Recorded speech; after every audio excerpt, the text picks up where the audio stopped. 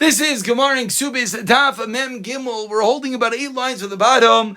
We're in the middle of a lengthy discussion over here. The machlokes with Rav Shimon, exactly when one is chayiv. Rav Shimon was one that explained that whenever we have a kanas, Maide b'kanas is going to be pater, and Rav Shimon said this is true even after one is convicted. Then the halach is going to be he's still going to be pater in the case of a kanas, in the case of a fine. So Esvei asks Abayi on Rav Shimon, 7 lines at the bottom, Rav Shimon pater shein mishalim kanas. Rav Shimon says the one is pater from the carbon shvua. Why? The tenant, the yesod that we keep on saying that whenever there's a kanas and you admit to the kanas, you do not pay the car. You don't pay al bi'atzmai, and therefore says Rav Shimon, in this case of oines or pitoy, when first someone denied it and then he admitted it later on, what's the halacha? The halacha is going to be you're not going to have to pay. You're not going to have to pay. Why you're not going to have to pay? And you're also not going to have to bring the carbon, cause you're maided to the kanas on your own. Explains the Gemara time of what is this brisa seem. It didn't say any other details about Hamad B'din, about going to court. Time of Amad B'din. It sounds like it's only because you didn't go to court yet. Amad B'din, the Mesham Al Piatzma. It sounds like if you went to court, you would pay even by your own volition. Carbon Shvua Nami Mechayiv. And it sounds like you would even have to give the carbon Shvua. So ask the Gemara, you just told me that if it's Amad B'din, you do a pater. Seemingly the inference of the price is that you're going to be chayiv if it's Amad B'din. Explains the Gemara, the classical Torah, it's 4 lines from the bottom.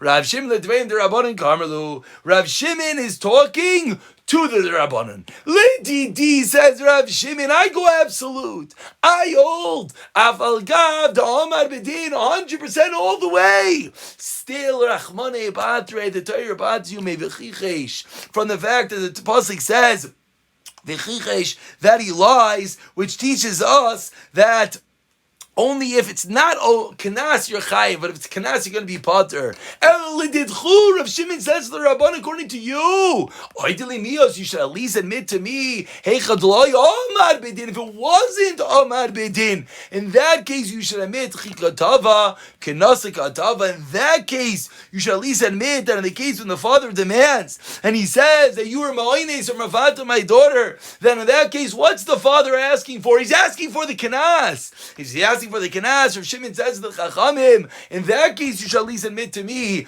as we turn over to Mem Gilum and Aleph, and therefore my kanas pater. So Rav Shimon says, I hold, you're always pater. But says Rav Shimon to the Rabbanan, at least in this case, b'shaloi amad b'din, if they didn't go to court, at least you should admit you should be pater. Says the Gemara, the Rabbanan Savri, what do they hold? Ki katava, b'shtu b'gam katava.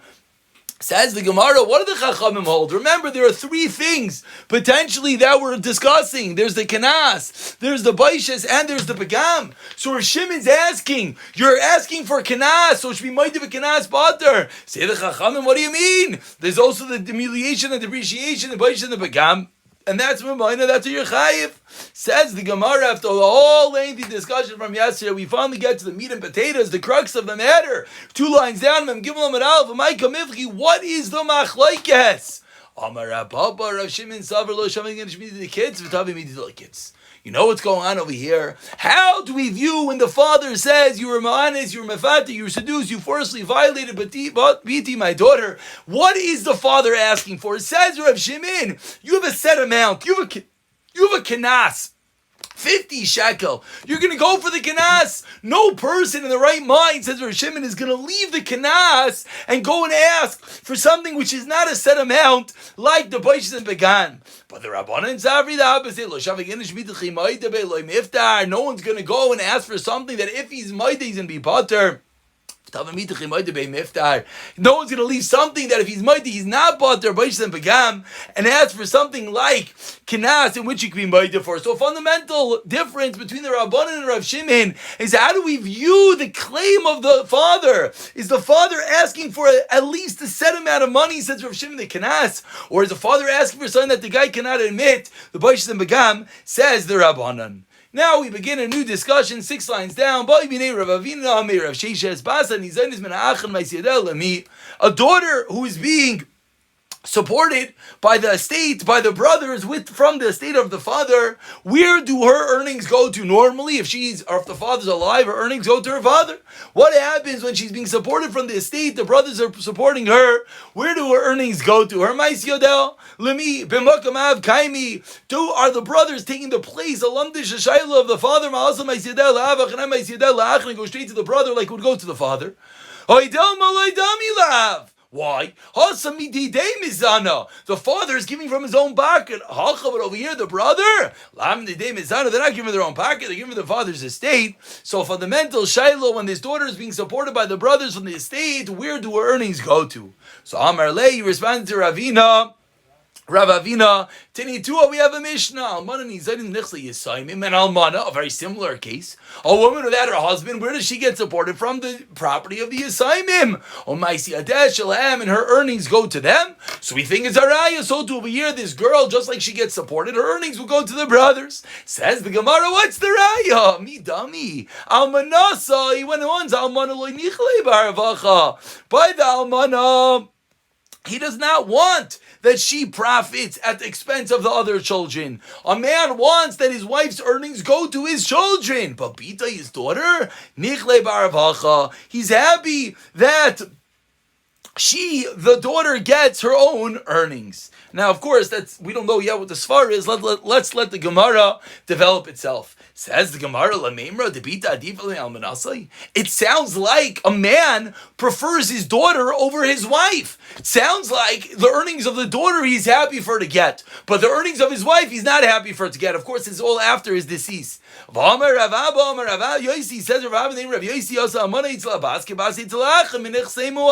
what? Just like a daughter next to brothers, when we have a choice who to give supported from the estate and who has to go beg, we say the daughter gets supported and let the brothers go beg for money. Says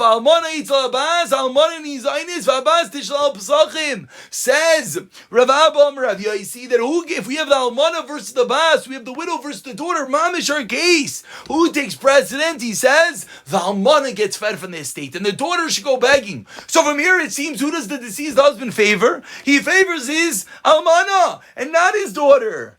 Answers the Gemara, fundamental difference. Linin zilusa, with regard to degradation, almanasa adifalei. He favors his widow. He doesn't want his wife to be degraded, and therefore, if it's a choice of begging, let my wife get the cash. But linin haravacha, when it comes to profit, Bita adiflei. He rather his daughter profit. An interesting psychology, an interesting svara, says the Gemara. The man never wants his wife, after he dies, he doesn't want her to be degraded. But who does he want to make it? He wants his daughter to be the one to profit. Says the Gemara, so basically what we're coming out with is that where did the mais yadeh of the daughter go to? It goes to the brother. Ma'aseh Rav Yosef, about 20 lines down. First one line is Yosef.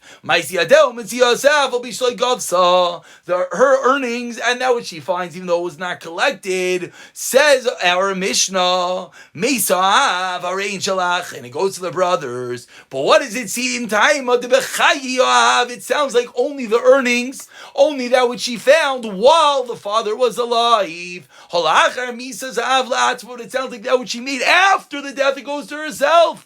My love, are we not talking about Zionist? That even though the brothers are supporting this woman, it sounds like still, where do her earnings go? She keeps them herself, and it does not go to the brother. Not like you just taught me that her earnings goes to the brothers. Explains the Gemara, no kash lo b'shein and Zionist. That Bryce is talking about where she's not supported from the estate. Ask the Gemara 1 second. If b'shein and Zionist ma'al remember what's the chiddush? Of course she keeps it. Why? Even though one is allowed to tell his servant, work for me and I'm not going to pay you, that's only by a slave. A non-Jewish slave, you could tell that slave, you have to work for me and I'm not feeding you. So like Ksiv be'amcha doesn't say he's part of your nation. Every a Jewish servant. You can't do that. You have to give them money to live. You have to feed them. Certainly his daughter. So says the Gemara, what is going on in this brisa? L'chayra, we see that the Maisi Adel, she keeps herself, and it does not go to the brothers. Explains the Gemara, it's not a raya. Here, we're talking about, the Mishnah is talking about not a case where he's being supported by the estate. We're talking about a case where she has extra, a surplus, she makes extra cash. That money, we're saying, she keeps for herself, and that's where she's going to feed herself. I don't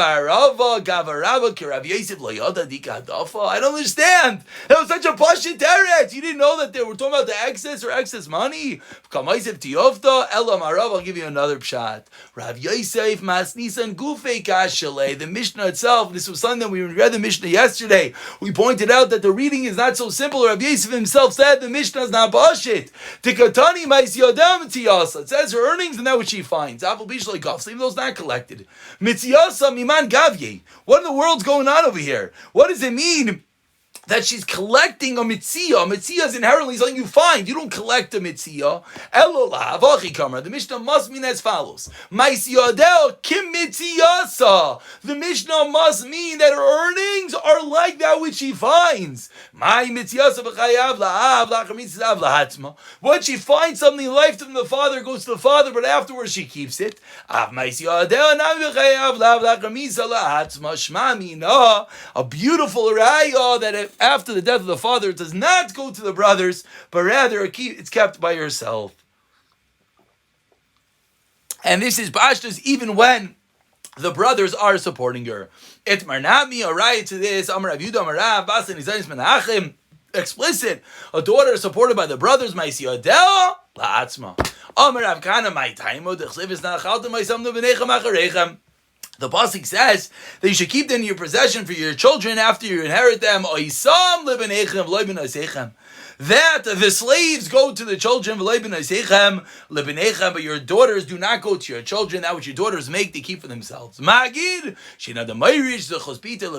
chusim of the daughters do not go to the sons. For that which she makes, she keeps for herself. So says the Gemara, not like we thought originally, her earnings go to her own pocket, even if the estate and the brothers are supporting her. Had you know the pasuk is talking about what her earnings, maybe the pasuk is talking about if she gets violated, if she gets damaged. That's what the pasuk is talking about. Says the Gemara, what? Chavala Isaira de Gufaninu. What are you talking about? Chavala, she gets hurt? Of course that goes to herself. Of course that doesn't go anywhere else. Amar Rav Yosi Rav Chanina. No, we're talking about in that Brayse as we turn over to him and Gilum and Beis. Shepitza bifanel. We're talking about a case where someone wounded her face. Not that there is sar, that she was injured in her appearance. As the Tabrashi points out, Apischa mikisva di aiselaav di leyu tayesh ba loy ba mecher. This is something that the father would have gotten because this is something that diminishes her value in the slave market. That is what the Mishnah is discussing. Says the Gemara, so what's la ma'isa? Mem gimla and beis. Amar Rav Zira, Amar Rav, Masna Amar Rav, Amar Rav Zira, Amar Rav, Masna Amar Rav, Basa, and he said it's been achim. Ma'isi Adel, Hatzma Dechsev, as we thought in the bottom of the Amid, the second shot. V'snachalta ma'isam lebenechem, achrechem ma'isam lebenechem, the avadim go to the children, lebenechem lebenechem, magichin, the ma'ish is a chuspita lebenoi. The daughters do not go to the sons. Psak halacha. Amrei Avimi bar Papi shakud amra. The shakud is one that said it. Shakud money. Who's the shakud? Shmuel. Says Gemara, what do you mean? Harav amra. It was Rav. Amri av shakud amra. So both Rav and Shmuel say this thing. Amar mar bar Meimar Ravashi Achi Amar Narda Hilchus like of a seder of Sheishes. That's the halacha. Ravashi Amar Hilchus like of a seder Rav. So first we had halachas like Rav Sheshes, which is the first shot we said today, that the money, the ma'aseh go to the brothers. Says Rav Ashi, no, we paskin like Rav, that what? The money goes to herself, and that la'maisa is the halacha, it's not Rav, it's Shmuel as well, that the ma'aseh even though she's being supported by the estate, even though the brothers are supporting her, still that which she earns, she gets to keep for herself. Says the Mishnah, Mem Gimel and Beis, Hama'ari says Bita, someone marries off his daughter, does the Erusin. Of course, Bisman Chazal, that the Erusin and the Nesuin were two different stages, they were split up, not like we do nowadays. So someone does Erusin tonight to his daughter, Vigirsha, she gets divorced. Ersa, he does Erusin again for her, V'nis Armla, and then the husband dies. Ksubasai, Shalai, what's the halacha? Who gets her Ksuba? The Ksuba goes to the father. He see, let's say the father does Nesuin to the daughter, Vigirsha, and she gets divorced. He see, he marries her again to Nesuin. V'nis Armla, and the husband dies. Ksubasa, Shalah, then she keeps the Ksuba. Two cases. So case one, Erusin, the father gets it. Case two, Nesuin, she gets it. And of course, everyone's wondering, the cases in the Mishnah are a little bit interesting. Two cases back to back. Each one happened twice. We'll get there in the Gemara. Rav Yehuda Aimer, Arishayna Shalav. The first one goes to the father, says Rav Yehuda. Amru Lai, they said to Rav Yehuda, Mishaisia in Lavirishasban. I don't know what you're talking about. Once she has Nesuin, the father has no power to her. So are you telling me that the first Nesuin goes to the father? Rather, it goes to the daughter. And again, each one of these details, the Gemara, of course, is going to explain. So says the Gemara, Taima Deisiya. Says the Gemara, the Mishnah's implication is that if we're discussing a woman who had Nesuin, and then she got divorced. She got married Nesuin again, Vinis Armla, and then the husband died. Avol, but what would have happened if that wasn't the case? It wasn't Kirishin and then death, but rather Nis Armla Trezemni. If 2 times her husband died, Sulai Chazila and Suve, she's not able to get married anymore. Why not? She's a Katzalana. She's a woman that kills her husband. Not kills, of course, but that her husband dies. And from here we learn out, Lantana, Rebbe, like the Shita of Rebbe, Damar B'Shezim, they have a Chazaka. A massive machlaikis is a Chazaka 2 times or 3 times. Rebbe says 2, and therefore Rebbe says if a woman gets married to 2 different people and they both die, that woman is not allowed to get married again because she's a Chazaka that her husbands die. And therefore, from our Mishnah, the wording in our Mishnah, the caseology in the Mishnah, for the fact that the Mishnah said Nisuin and then death, divorce and then death, and not death 2 times. We see Psak Halacha like Rebbe. And now we go a bit deeper into the Mishnah, the Shita of Rebbe Yehuda. Smack in the middle of the Amid, the 2 dots, 5 lines into the Gemara. Rav Yehuda Aimer Rishena Shalav. So Rav Yehuda said that the first Ksuba goes to the father, and then the Chacham said, I don't understand. Once there's Nisu, and you're no longer in the Rishas of the father. Says the Gemara, my time with Rav Yehuda, where does Rav Yehuda come from? Rav Yossi Dami Tervayo Hayil Mishas Erisin Zacham and Ahav. Rav Yehuda holds that the father gets the right from the time of Erisin. That is the reason why the first marriage goes to the father. Let's look at Rashi for a moment. Rashi says, Shal Bala Rishon, from the first husband, Nischayev Laksuba. Once the first husband does the Erisin, he's Chayev to her. V'zacha Ba'av, and the father gets it. Avol Be'erisin Sheni, the second Erisin, Loizacha, the father has no rights anymore. Timishenistis Larishon, because once he did Risuin to the first one, Bakas Chusaminei. So very interesting. Of course, you do Erisin, then Nisuin. So the first one he did Erisin, then Nisuin. So that Erisin, who gets that money? The father. Then they did Nisuin, now she left the Rishos. The second Nisuin, and then goes to her herself. So says the Gemara, Masiv Rabba, Rav Yehuda Aimer Rishon Shalaf. Umaydi Rav Yehuda, and Rav Yehuda admits, the Ma'ari says, beat if someone does Erisin to his daughter, Kshi Kitana, when she's a Kitana. Ubadra, and then she grows up, Va'achar Kach Nisis. And then she does Nisuin. She'ein Lavia Rishospa. Then now her father no longer has the Rishos in her. Ask the Gemara, Chinami Lema Hayil Mishas Erizin Zacha B'Hav. I don't understand. Let's play out the same timeline we just played out. You did Erisin, the father is Zaycha. You did Nisuin, now it's out of the father's Rishos, the second one the father doesn't get. So too in this case, they did Erisin, it goes to the father. She grows up, now she's out of the father's Rishos. So now the second one should not go to the father, but the first one should still go to the father. So why is this case in which she grew up, she reached Bagara, she reached 12 and a half? Why is this case any different? Says the Gemara, you're right. This is what we meant to say. Rabba v'Rav Yosef Dami Tarvayo Hoyel Bershusoi Nichtavin Umigba Me'emas Gavya. Says the Gemara, you know what the Mishnah, you know what Rav Yehuda was talking about, that she collects the first one, you know the reason is Hoyel Bershusoi Nichtavin, because it was rain while she was still in his Rishas. Bershusai Nechtavim. That is the reason why in the case in our Mishnah, it goes to the father. Whereas in the second case of the Brisa was not, because she already grew up, and therefore it does not. Therefore in the second case it would not go to the father. Ask the Gemara 1 second, I don't understand with regard to the collecting, when is she allowed to collect? The first 100 are from the Erisin. What does this mean? This means that, of course, after the husband writes over the ksuba to his wife, he obligates himself to pay her. Not only does he obligate to pay cash, if he doesn't have cash, his properties, there's a lien on his properties. So it says the Gemara, when is that lien created? From which properties could the wife eventually collect from? So Rav Huna is explaining the original Manar Mesayim, again, if it's an Almana or a Besula, comes from Erisin, from the properties that existed at Erisin, and the Tosefos, whatever else was written in the Ksuba, that comes from the properties that are around at the Nisuin. That's Rav Huna. Rav Asi Amar, Echazeh minu Nisuin. They both come from the Nisuin. Ask the Gemara, Amir Rav Huna, Achid Rav Huna just say what he just said, that it comes from Erisin. We learned, let's say she has 2 Kesubos. We're not sure what to do. You know you do. I read that wrong. If she comes to collect 200, she gets from the first man. If she comes to collect 300, she gets from the second man. Says the Gemara 1 second. V'miso, you just said, take me Masayin Mizman Rishon.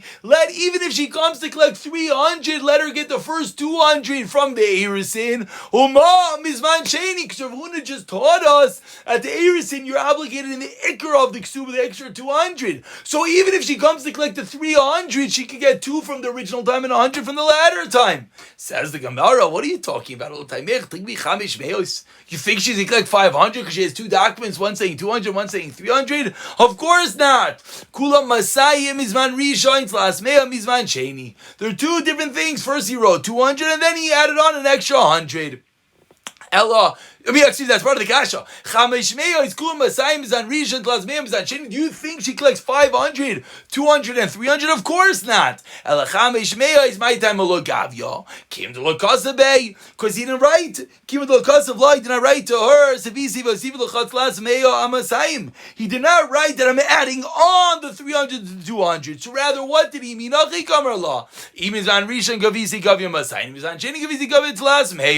If you're going to collect from the first time, you collect 200. From the second time, you collect 300. And that's the reason why, even if she tries to collect 300, you don't say she gets 200 for the meantime and 100 later. No, because there were 2 different ksubas that he's writing to her, depending on when you want to collect. We don't have the next page. Let's read it outside. Hainu taima the logavia here too. Same reason she does not get the 200 for the ksuba, an extra 100, like we just spoke out. He did not write, I'm adding on. Therefore, she does not have the first lien. So if she wants to collect the 300, she could, but not from the original lien from the latter date. And we do not say you get 200 from the first date and 100 from the latter date, just like you don't get 500 in total. Rather, she gets to choose. You want the first date, you get 200. You want the second date, you get 300. And we'll pick it up from here, Mirz Hashem, in the next year.